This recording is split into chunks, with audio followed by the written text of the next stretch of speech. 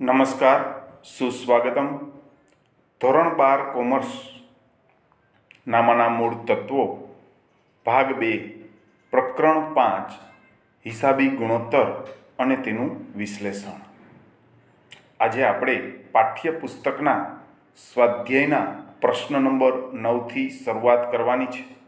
તો પ્રશ્ન નંબર 9, એ જ કંપનીની નીચે આપેલ વિગતોને આધારે દેવા ઇક્વિટી ગુણોત્તર ગણો. અહીં દેવા ઇક્વિટી ગુણોત્તરનું સૂત્ર આપણે યાદ રાખવું જરૂરી છે. તેની જે વિગતો આપેલ છે તે આ પ્રમાણે છે: લાંબા ગાળાના દેવા, લાંબા ગાળાની જોગવાઈ, નફા નુકસાન ખાતાની ઉધાર બાકી, દેવી હુંડી, ઇક્વિટી શેર મૂડી, પ્રેફરન્સ શેર મૂડી, લેણદારો અને ચૂકવવાના બાકી ખર્ચા. આટલી વિગતો પરથી આપણે દેવા ઇક્વિટી ગુણોત્તર ગણવાનો છે. દેવા ઇક્વિટી ગુણોત્તરનું સૂત્ર બિનચાલુ દેવા છેદમાં ઇક્વિટી ભંડોળ આ રીતનું સૂત્ર છે.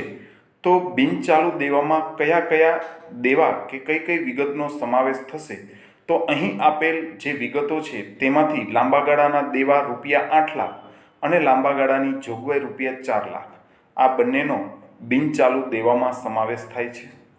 જ્યારે શેર મૂડી, તેમાં વિવિધ અનામતો પ્લસ કરી અને તેમાંથી અવાસ્તવિક મિલકતો બાદ કરતાં જે ભંડોળ મળે તેને ઇક્વિટી ભંડોળ તરીકે ઓળખવામાં આવે છે. અહીં શેર મૂડી અનુક્રમે 8 લાખ અને 2 લાખ છે, જે ઇક્વિટી શેર મૂડી અને પ્રેફરન્સ શેર મૂડી છે. તેમાંથી નફા નુકસાન ખાતાની ઉધાર બાકી અવાસ્તવિક મિલકત તરીકે 50,000 બાદ કરતાં ઇક્વિટી ભંડોળ મળી રહેશે. અહીં કોઈ અનામતોની બાકી આપેલ નથી. તો બિનચાલુ દેવા માટે આ રીતે ગણતરી થશે: લાંબા ગાળાના દેવા 8 લાખ પ્લસ લાંબા ગાળાની જોગવાઈ 4 લાખ બરાબર 12 લાખ. જ્યારે ઇક્વિટી ભંડોળ માટે શેર મૂડી પ્લસ અનામતો માઇનસ અવાસ્તવિક મિલકતો. આ પ્રશ્નમાં બંને પ્રકારની શેર મૂડી આપેલ છે, 8 લાખ અને 2 લાખ. એ બંનેનો સરવાળો 10 લાખ અને અનામતો આપેલ નથી.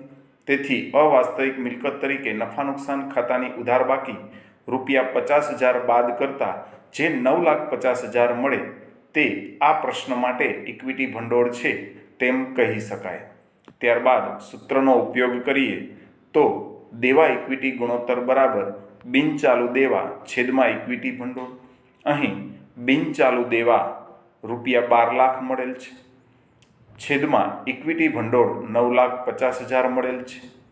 અહીં કેલ્ક્યુલેટરમાં ભાગાકાર કરતા જવાબ મળશે 1.26. અહીં 1.26 જવાબ પણ લખી શકાય અથવા 1.26/1 આ રીતે પણ જવાબ લખી શકાય. ત્યારબાદ આપણે દેવા ઇક્વિટી ગુણોત્તરની ગણતરી માટે પ્રશ્ન નંબર 10નો અભ્યાસ કરીએ તો સ્વાધ્યાયનો પ્રશ્ન નંબર 10 છે તે આ મુજબ છે: એમ કંપનીની નીચે આપેલ વિગતોને આધારે દેવા ઇક્વિટી ગુણોત્તર ગણો. અહીં ચાલુ દેવા ₹4,50,000 આપેલ છે, લાંબા ગાળાની જવાબદારી 8 લાખ આપેલ છે, લાંબા ગાળાની જોગવાઈ 6 લાખ આપેલ છે, કુલ મિલકતો 30 લાખ આપેલ છે.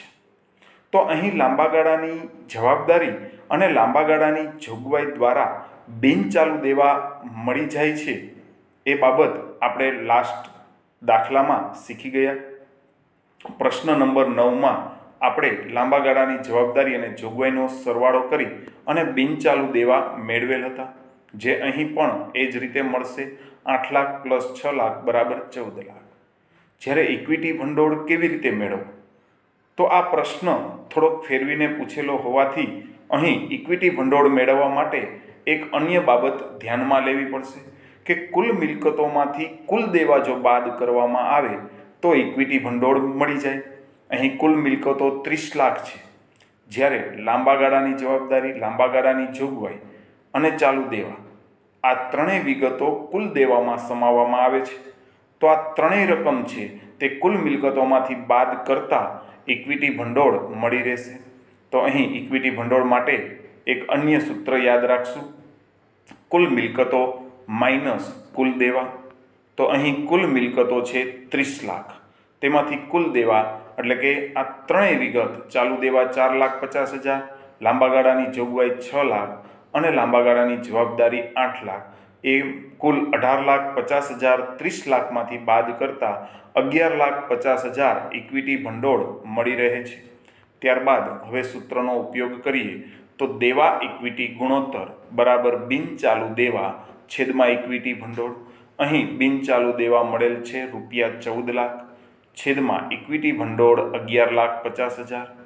કેલ્ક્યુલેટરમાં ગણતરી કરતા જવાબ મળશે 1.22 અથવા 1.22/1 આ જવાબ લખી શકાય. ત્યારબાદ આપણે આગળ વધીએ તો પ્રશ્ન નંબર 11ની રજૂઆત કરીએ તો પ્રશ્ન નંબર 11 આ મુજબ છે. એન કંપનીની નીચે આપેલ વિગતોને આધારે દેવા ઇક્વિટી ગુણોત્તર ગણો. તો અહીં પ્રશ્ન નંબર 9 અને 10 બંનેમાં દેવા ઇક્વિટી ગુણોત્તર ગણ્યું અને આ પ્રશ્નમાં પણ દેવા ઇક્વિટી ગુણોત્તરની જ ગણતરી કરવાની છે. તો અહીં 3 પ્રશ્ન શું કામ? તો કે અલગ અલગ રીતે આ પ્રશ્ન પૂછાય તો પણ આપણે આ પ્રશ્ન સરળતાથી ગણી શકીએ તે માટે આ પ્રશ્ન આપેલ છે. અહીં લેણદારો, દેવી હુંડી, ખર્ચ ચૂકવવાના બાકી, બિનચાલુ મિલકતો, ચાલુ મિલકતો અને કુલ દેવા આપેલ છે. હવે તેને આધારે આપણે દેવા ઇક્વિટી ગુણોત્તર ગણવાનો છે. તો અહીં પ્રશ્નમાં દેવા ઇક્વિટી ગુણોત્તર માટે બિનચાલુ દેવા અને ઇક્વિટી ભંડોળની જરૂર પડે. આ બંને વિગત આપેલ નથી. તેમજ બિનચાલુ દેવા માટે લાંબા ગાળાની જવાબદારી અને જોગવાઈ પણ આપેલ નથી. તો લાંબા ગાળાની જોગવાઈ કે જવાબદારી કે બિનચાલુ દેવા કેવી રીતે મેળવવા તે અહીં પ્રશ્ન બની રહે છે. તો અહીં કુલ દેવા તો આપેલ છે, જ્યાં લેણદારો, દેવી હુંડી અને ખર્ચ ચૂકવવાના બાકી આ ત્રણેય વિગત ચાલુ દેવાની વિગત છે. તો આ કુલ દેવા જે 10 લાખ રૂપિયા છે તેમાંથી આ 3 પ્રકારના ચાલુ દેવા બાદ કરવામાં આવે તો બિનચાલુ દેવાનો જવાબ મળી રહે છે.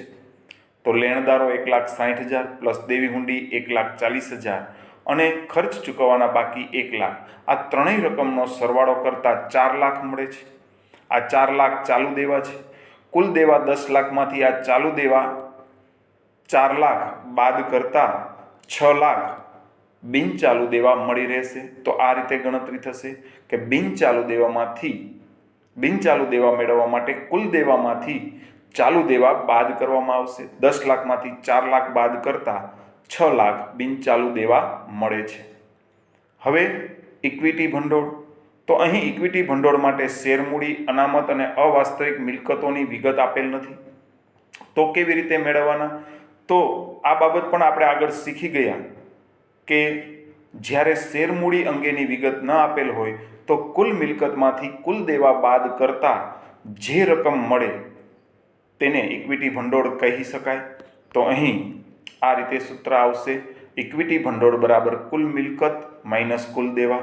અહીં બિનચાલુ મિલકત અને ચાલુ મિલકત બંનેનો સરવાળો કરો તો કુલ મિલકતો ગણાય. તો 12 લાખ પ્લસ 10 લાખ એમ કુલ મિલકતો 22 લાખ ગણાશે. તેમાંથી કુલ દેવા 10 લાખ બાદ કરતા 12 લાખ ઇક્વિટી ભંડોળ મળી રહેશે. હવે આપણે દેવા ઇક્વિટી ગુણોત્તરના સૂત્રનો ઉપયોગ કરીએ તો દેવા ઇક્વિટી ગુણોત્તર બરાબર બિનચાલુ દેવા છેદમાં ઇક્વિટી ભંડોળ. અહીં બિનચાલુ દેવા 6 લાખ મળેલ છે છેદમાં ઇક્વિટી ભંડોળ 12 લાખ મૂકતા કેલ્ક્યુલેટરમાં ગણતરી કરતા 0.5 કે 0.50 જવાબ મળશે, જેને પ્રમાણ સ્વરૂપે 0.5/1 અથવા 0.50/1 થી લખી શકાય. વિદ્યાર્થી મિત્રો, આપણે આજના લેક્ચરમાં આ 3 પ્રશ્ન કે જે ત્રણેય પ્રશ્નો દેવા ઇક્વિટી ગુણોત્તરની ગણતરીના હતા તે સમજવાનો પ્રયત્ન કર્યો.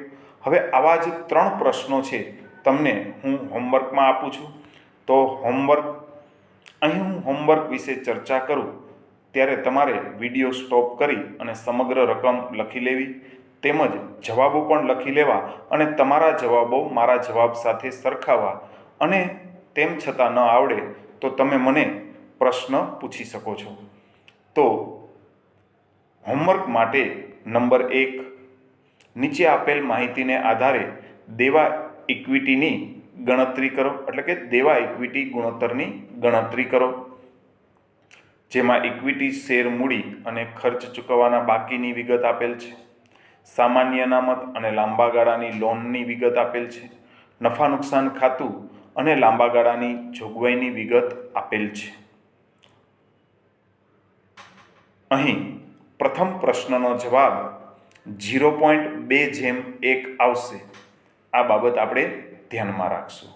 ત્યારબાદ પ્રશ્ન નંબર 2, નીચે આપેલ માહિતીને આધારે દેવા ઇક્વિટી ગુણોત્તરની ગણતરી કરો. એના માટે વિવિધ વિગતો, કુલ મિલકતો અને લાંબા ગાળાની લોન, લાંબા ગાળાની જોગવાઈ અને ચાલુ દેવા, આટલી વિગત આપેલ છે. તેના આધારે આપણે જવાબ મેળવવાનો છે. તો જવાબ નંબર 2 1:1 જવાબ આવશે. ત્યારબાદ પ્રશ્ન નંબર 3, નીચે આપેલ માહિતીને આધારે દેવા ઇક્વિટી ગુણોત્તરની ગણતરી કરો. તેમાં વિવિધ વિગતો આપેલ છે, જેમાં લેણદારો, બિનચાલુ મિલકત, દેવી હુંડી, ચાલુ મિલકત, ખર્ચ ચૂકવવાના બાકી, કુલ દેવા, આ રીતે વિગત આપેલ છે. અહીં પ્રશ્ન નંબર 3નો જે જવાબ છે તે 0.43 આવશે, જેને 0.43:1 લખી શકાય. તો અહીં આ 3 પ્રશ્ન પ્રેક્ટિસ માટે આપેલ છે, જે તમારે હોમવર્કમાં ગણવાના છે અને ત્રણેયના જવાબ છે તે પણ તમારી નોટબુકમાં નોંધી લેશો. આજે આપણે દેવા ઇક્વિટી ગુણોત્તરની ગણતરી કેવી રીતે કરવી તે શીખવાનો પ્રયત્ન કર્યો.